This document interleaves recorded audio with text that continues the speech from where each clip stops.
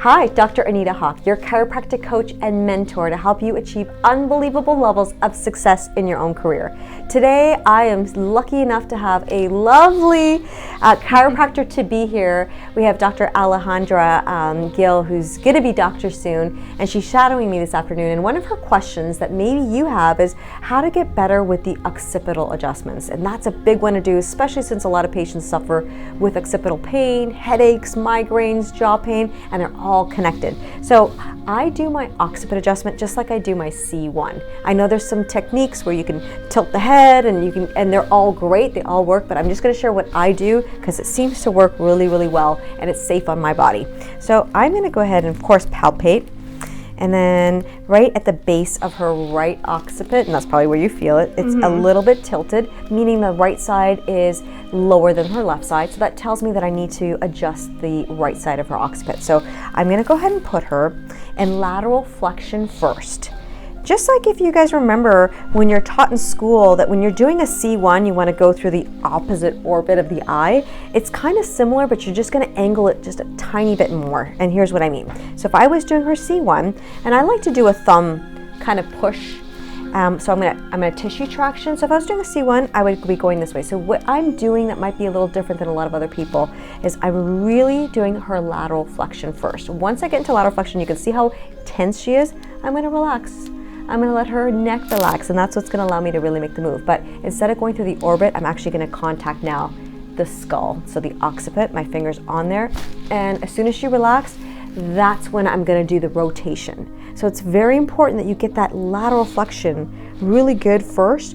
Make sure those muscles are relaxed and then thrust so that you can get the maximum relief for the patient. So that's step one, okay? Now I'm going to recheck her neck, make sure everything's clear.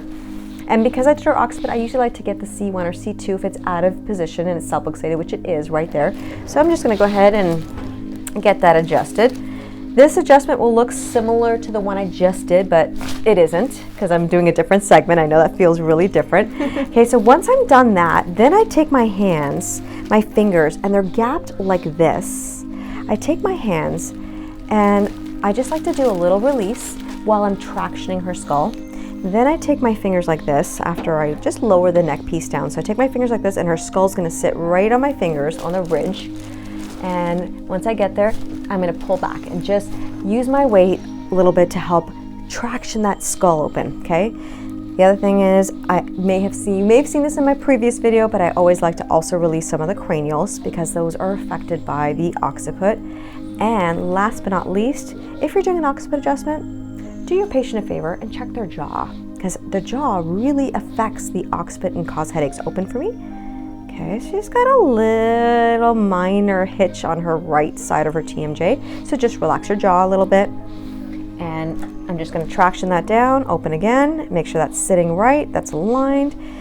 And there you have it. Great occiput adjustment. I'll be back again soon with some more tips. Please send me your questions because I'm here to help you. Hi, my name is Alejandra Gill. I'm an intern at Palmer Chiropractic Clinic West here in San Jose, California, and I'm shadowing Dr. Anita Haque today, and she was so amazing at showing me how she does her occipital move, and it was a really good experience how she showed me her ways and how to maximize your force and everything, and then how to save your wrist for the long run. And after showing me a couple times, I was able to successfully do an occipital move on her. And thank you very much, Dr. Anita Haque.